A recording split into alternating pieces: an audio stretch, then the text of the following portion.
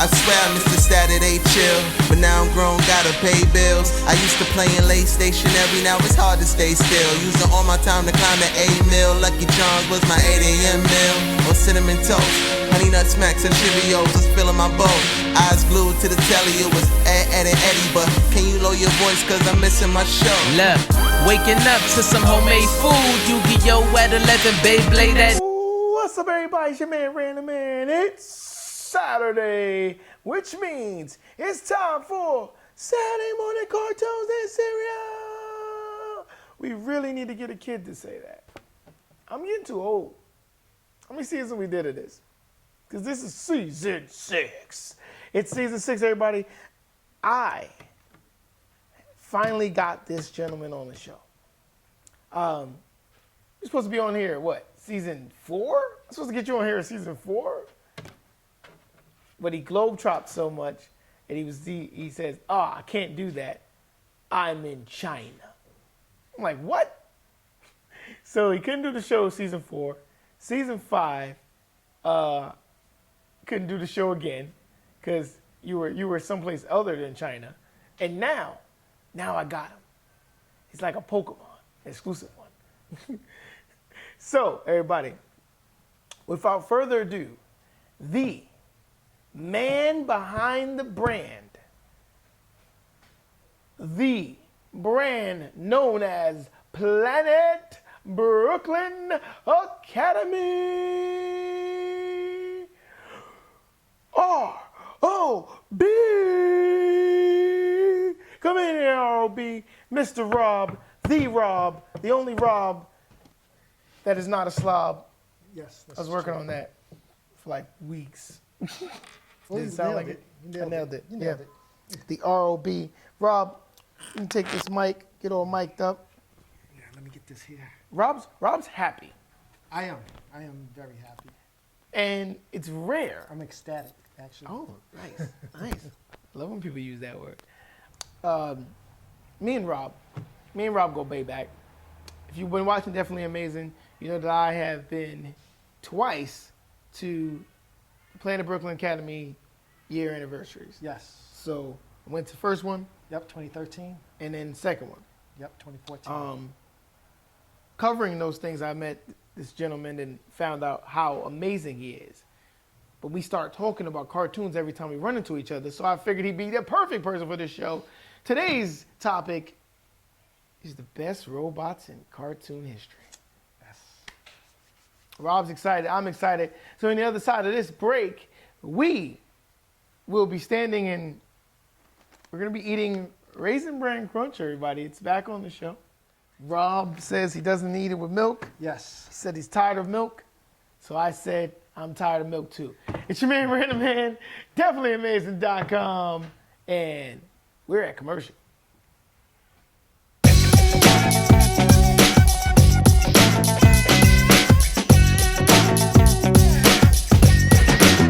What's up, everybody? It's your man, Random Man. Saturday morning cartoons and cereal here with Rob, the creator and the mind behind the brand, Planet Brooklyn Academy. We're here at Planet Brooklyn Academy, so I figured it'd be a great backdrop. And you picked a good one. Yeah. At the new shop and everything. New shop. Definitely. You are a part of the wonderful Peace and Riot. Correct. Yes. Fantastic shop over here on Tompkins. And yeah, we're gonna talk about that. We're gonna get into how that all came about. But let's talk cartoons. But Yes. first, let's pour some cereal. You can't talk cartoons without cereal. You can't. You can't. That's a Saturday morning thing. Gotta have. Gotta Yeah. have it. Rob, why'd you pick, out of all the topics that I sent you, 'cause I think I sent you Send me a list. about 15 topics. Yes. Choose your weapon. All right. I'll be going with the milk and cream official spoon, The ladle. the ladle with the straw. Rob, blue or white? You know what? I'll rock with the white. All right. I like the white. It looks good. Silver and white looks good together. All right. That's I just like me that. being color coordinated type. Yes. The fashion in me, the designer in me. Pour your own poison. Thank you, sir. But why'd you pick the best robots in cartoons? Well, you know, it's funny. I went to the high school of art and design, so you know, just being an art kid, I've always been into robots and things of that nature. Right. So once I saw that as one of the topics, it was a no-brainer. I was like, oh, let's talk about robots. You don't get to do that much, especially when you reach my age. I don't really have anybody to talk about robots with. You know, my niece isn't into that. You know, Right. My nephews are too old. So yeah, definitely, it was a good topic, and I knew that you liked it. So I was like, hey, what better way to discuss it and over cereal? And So here we are. So Rob, Rob kind of scared me, everybody, because Rob says, "I already got my list." I'm like, "What? What do you mean you already got your list? You just picked the topic." So Rob, we're gonna go round for round. Okay. I'm gonna pick one. You're gonna pick one. I am down to talk about together simultaneously our picks that are the same. Yeah. But my first one, I'm gonna go with for classic. Okay. I got two classics on my list. Okay. So do I. First classic, the entire Jetsons household would be nothing without Rosie, the robot. Rosie the robot. Okay. Amazing. The maid, the nanny, the bodyguard.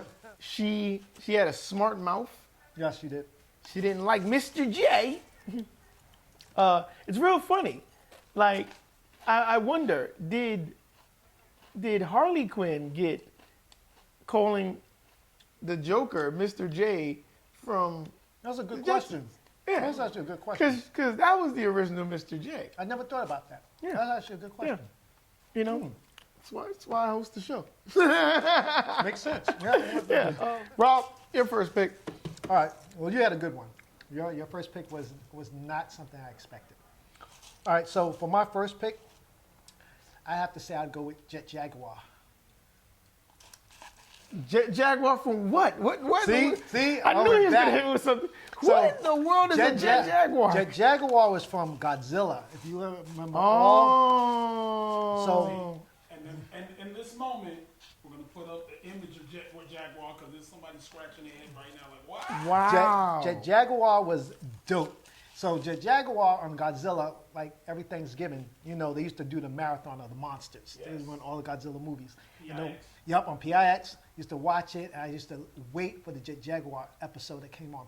Jet Jaguar was this robot that this man made for his kids and everything, and they can control it, do everything.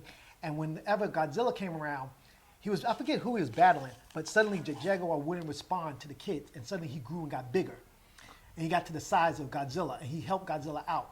And Jet Jaguar was dope. He used to have this move they used to do when he get bigger, he like cross his arms and get mad big. Yo, that was like the thing. So Jet Jaguar. Yeah, I didn't see that coming. Yeah. Jet Jaguar. So that's my first. Everybody has a plan to get punched in the face. Yeah, everybody had a plan to get punched in the face. I'm gonna have to go to my secret thing. Just I gotta go one for one. Okay. All right. Ninjas from Bots Master.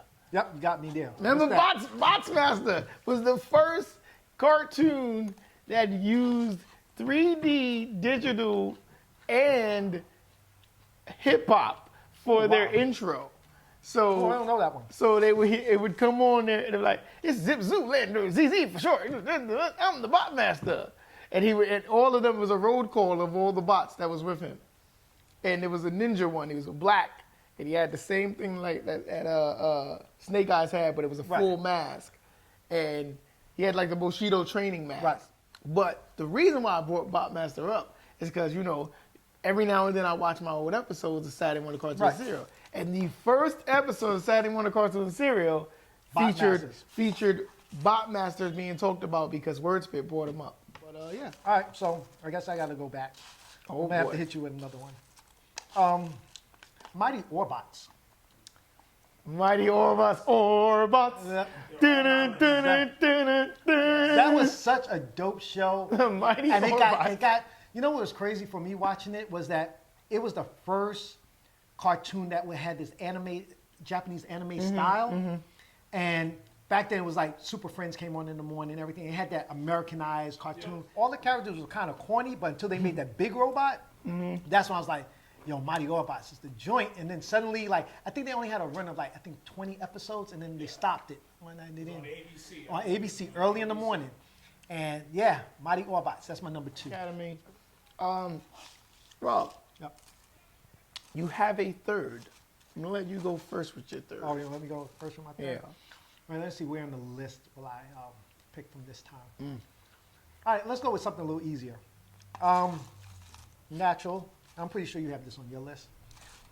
This is the one I think we'll have a controversy over. Voltron. Yeah, Voltron. Voltron's on my list. But Space Voltron. Oh, that's Wave's favorite.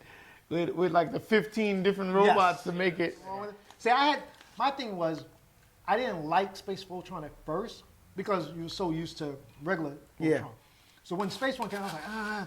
But then after I started watching more and more, and they actually had the crossover where they came together, it was dope. But what I really liked more was like the way he took the 2 circle things on his chest and put it together and made the sword. And I was like, oh, that's so dope, you know. But I'm gonna go with RX-78-2 from the original Mobile Suit Gundam series. On my list, I had Gundam also, but I had Wing Gundam. Gundam. Wing Star Gundam, if I'm not mistaken, that's the name. This sound like a prescription. let me get that. Let me get 78-2 Gundam. It's for my gout. like what? Oh, that's Adderall, right? Also because it's like the classic Gundam that everybody, when you think of Gundam, Right. you think of You think of that this Gundam with the shield and the big gun. Right. But I love the color scheme of this gun. Oh, that's a classic color scheme. He's like white with the blue Yep. and the red, a really striking red, that gold that he has on the different parts of his arm and his chest plate. The gun was like almost on the standby of Megatron. Like it's almost Yep. Megatron. It's like, This is a logic fact, you know. Logic facts. Actually, Love when we get well, these. You have to remember, Megatron was built to be a weapon. His entire body was built to be a weapon. The reason why he could shrink, it was designed so he could be concealed. That he could actually like pull a whole Trojan horse and all of a sudden, poof, pop up in your spot and cause all types of chaos. So He did actually you get that origin from the toy origin? from shout out to IDW Comics, they actually explain Oh. certain Transformers, they could actually shrink. They had Which is why he's different on the show. Where they either had an ability to shrink certain parts of themselves down, or certain body parts actually folded on top of themselves, aka Soundwave. Another one that you may not know about, Megazone 2-3. So, Get your education, ladies and gentlemen. Megazone 2-3. So Megazone 2-3, what it was it's an anime that came out back in the 80s. It was in 3 parts. And actually, there's an interesting story about Megazone 2-3.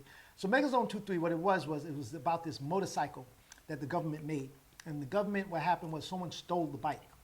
And the guy who stole it gave it to this kid and said, like, basically, don't let the government get this bike back. And when the kid was riding the bike, like everybody's chasing him, the bike can actually realize when the person is in trouble. So it would protect him. And it was in real danger, the bike would transform around him and become this robot around him. And basically, he can take control. So the basis behind Megazone 2-3 was that they created this to basically move people off Earth because there was issues. What they did was they meshed Megazone 2-3 together with Robotech. Ah. So if you ever watch Robotech, the movie, Megazone 2-3, that bike is in there, and they spliced Megazone 2-3 with the Robotech episodes and made it into one movie. It's actually just 2 movies spliced together. And you could probably see the difference in the You'll slightly see- difference in the you see animation. the art Yep. and everything. You see the difference. But Can't talk about robots unless you talk about the super fighting robot. Da-da-da. Mega Man. Da-da-da. The super fighting robot. That was a dope intro. It was a good intro. But Mega Man was like, it took the lore to a whole nother level, bro. Yeah, so this is my honorable mention. Okay. Optimus Prime. You can't not. You know, Optimus Prime was, I mean, as a kid, as a kid growing up, you love trucks, but to see a truck transform, Right. 18-wheeler pop up, and you see him, I was like, yo, and you just hear that. Yeah, since you had a throwback guy, Okay. I had to go really far back. Big O. I was gonna go big Astro Boy. Okay. See, I was wondering. I was thinking about Astro Boy, but I was like, is he really a robot or is he a boy? Like, it's like the Pinocchio thing. I was like, what is that? I'm like, can I classify him as a robot? Because he's almost like, he's part human, he's an android. Mm-hmm. Almost like what you told Sean that, what's his name is Cyborg, so he wouldn't be able to be counted. Well, on that note, we're gonna head to commercial because when we come back, it's interview time, everybody. It's your man, Random Man. It's Saturday. I hope you're eating cereal and watching cartoons. Why did I sound like a wrestler just now? I don't know why I did that. Getting your Macho Man.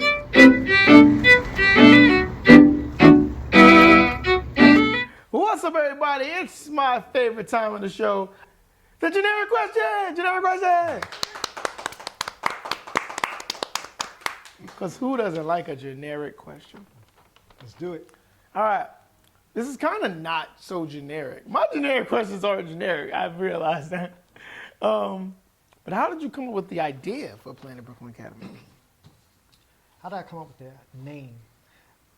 Well, actually, it's pretty simple. I mean, growing up in Brooklyn, it was just we all called it the Planet. My parents both worked in the city. I went to elementary school in Brooklyn, junior high school in Brooklyn. So it was just natural that we call it the Planet because once my parents left work on Fridays and came home, we never went back to the city. We did everything in Brooklyn. So we used to go downtown Brooklyn to go to the movies, go food shopping, go clothing shopping at King's Plaza. Like everything was done in Brooklyn. So it's like, it's the Planet. You don't have to leave the Planet to do anything. Out of college, I was sitting down and I just realized like, you never see like, you find a Brooklyn t-shirt everywhere, like in Times Square. But I never found a shirt in Brooklyn, like a Brooklyn shirt. And I was like, but you know what? It's the Planet. You don't need it. I was just doodling on a page and I came up with the logo and I was just like, Planet Brooklyn. I'll just make some t-shirts. So printed t-shirts and then from there, that's how it all started. Just gravitated from there. Before BBA, what was one of the clothing lines that you most admired in the early days before PBA? In the early days, wow. Well, okay, so I'm gonna go old school again. I'm gonna go into the archives. So there was one brand that I really, and to this day, kind of was the basis behind Planet Brooklyn, was a clothing line called P&B, P&B Nation. P&B Nation, which P&B could stand for anything. Please no break-in, post no bills. It always had various meanings.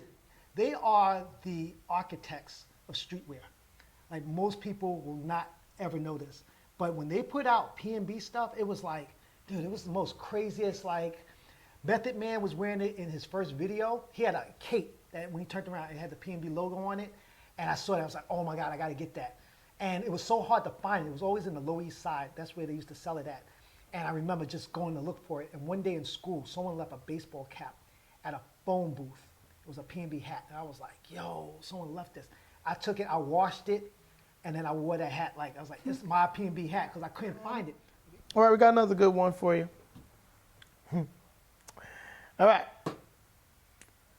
It's going to be a hard one for you, because I know these are like your babies. Okay. What's your favorite design you ever created? Most favorite one? Oh, man. These are like your babies, so I know it's going to be hard. But you got to pick one. One of my favorite designs. It's probably something that you guys can't even get anymore. You know, oh, man, I've had a lot of favorite designs. You know what? There's a group, there's a cluster that I did. That's my favorite that I would say. And we did kind of reintroduce some of them, but it was the, for NBA All-Star, when All-Star Weekend was here in New York. and I redesigned like most of the NBA teams logos to say Brooklyn, but made them all look like the actual teams, but it said Brooklyn. And like we killed it with that. And that took me a long time because I had to sit there and look at each logo and see how can I flip it to say Brooklyn and still make it look like the original version. This one's really important to me because I really want to know this. And me and you kind of talked about this, but Okay. I don't think you've ever shared it on camera. I've watched a couple of I've read your interviews and watched a couple of things. I don't think anyone's ever asked you this. What's the significance of having your place in Brooklyn? Oh, the significance. Which is a good question because I've been asked before, like, would you ever open a store like in another location outside of Brooklyn? I was like, no, like this is the only store. Like it will be in Brooklyn because it's Brooklyn. It's Planet Brooklyn. It's not called Planet Brooklyn in Chicago. It's like, you know, Right. I do have an answer for that. If I ever did open another store, it'd be like a satellite or a moon, you know, something like that. But the reason why it's only in Brooklyn is because Planet Brooklyn Academy and the concept behind it is that you ever think about, you see people wear like Yale t-shirts and they wear Harvard t-shirts and what it represents. You know, people wear that because it represents, you know, prestige and, Right. you know, and elitism. But most of the people that wear those shirts, if you ask them where Harvard is, they can't tell you. They can't Right. tell you where Princeton is. Right. They've never been on the campus. They don't know that. But all those people, at least I could say 9 out of 10 of those people have at some point have been to Brooklyn. You know, and that's why I called it the academy because you learn, it's the school of hard knocks. Right. I've learned Right. everything growing up in Brooklyn. And it is a lesson you learn here. And it does feel like when you leave Brooklyn and you go to another state and you run into somebody from Brooklyn, it's like almost running into an alumni or a Right. fraternity brother. You know, Right. there's like, you're from Brooklyn, I'm from Brooklyn. Oh, I'm from East New York. Yo, I'm from here. And it's like, suddenly it's like you got that connection and other people can't relate because they're like, oh, y'all know each other? Like, no, we just from the same borough. So I said, that's the academy, and you won't see Princeton suddenly move somewhere else. So Planet Brooklyn is here. It stays here, and that's why it's here. I like that. I like that. I'm glad that I asked you that question because I felt like a lot of people that interviewed you just didn't ask that question. No, they did it. And here comes my favorite question of the day. Everybody knows what question this is. Logic, we going to change this question around ever? Probably never, right? Probably never. It's a great question. If you could be in any cartoon universe, where would you be and why? But before you answer that, just know you'd have to live by the rules of that universe. So, if you pick Dragon Ball Z, you might not be a Saiyan. You might be a regular person Right. and get hit by one of those beams. Right. So, think about it. Go ahead. I would go with Thundercats. You would live in Thundera. Yeah, because you know what? I really wouldn't be suffering. Not like Dragon Ball where I can have things happen to me pretty much. I can live pretty peaceful. You know, Yeah. I could actually Yeah. become a Thundercat because only what's his name? Only one with the, well, that's not true. Chitara has speed. But I mean, if I became a Thundercat, that would be a plus, but not being a Thundercat wouldn't be a problem either. Like, Rob, tell the people how they can find you and Planet Brooklyn Academy and all that good stuff. you can find us, well, you can come stop by the shop. You can definitely do that. We're at 401 Tompkins Avenue between Hancock and Jefferson. You can also find us online at planetbrooklynacademy.com and also find us on Instagram at planetbrooklynacademy.com, but Brooklyn is spelled BLKYN. So one of the things that you did with the last store, I don't know if you're doing it with this store, but you like hire like, you know, people in the community, kids in the community, stuff like that. That was the dopest thing I thought you did, was that you hired people in the community and you hired Oh, yeah. kids. Some people just came in and asked me, how did I get started? And I just told them. Like a lot of times you wouldn't get people who tell you because they feel like it's a secret you can't tell them. Right. And I'm like, well, no one shared knowledge with me when I got started. So it's only right that I just share it with you. It's not like I'm going to tell you this and tomorrow you're going to open up a shop next door to me. Like it took me years to do this. So for you to do it, like I don't mind telling you how I did it, you know. So yeah, I would tell people stuff like that. And then, yeah, I hired cats that just came in and was like, yo, I'm looking for something. My guy, Sean, who runs the store now for me, started with me at the other shop. And he was like, This one's just for Wave 52.